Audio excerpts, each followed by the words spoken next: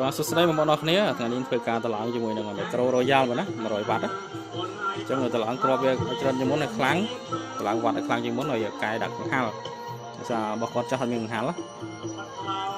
អានេះគ្រាប់ចាស់ខ្ញុំដោះចេញខ្ញុំរៀបថ្មី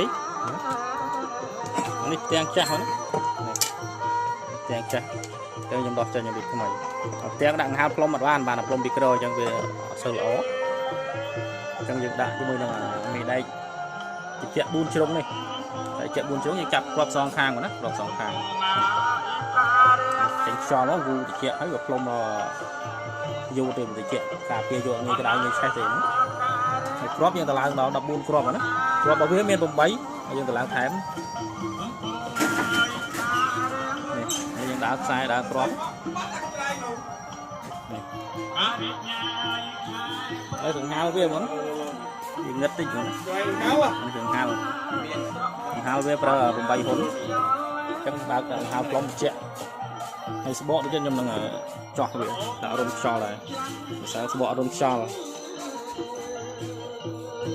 អញ្ចឹងបងប្អូនដែលចង់កែចង់តឡើងអាចទៅដល់ខាងបងបានតាមរយៈលេខទូរស័ព្ទ3ខ្សែឬក៏ឆាតចូល page បានបងណា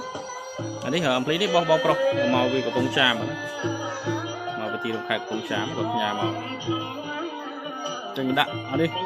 តែតិចមកស្លឹកនេះអែមមកណាដៃក្រាស់មែនទេដៃនេះដាក់កង្ហាល់ផ្លុំទៅងាយក្តៅបើកទៅ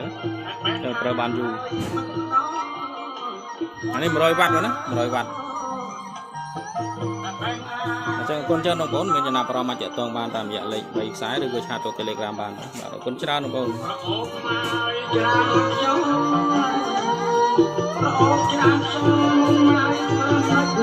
បងបាន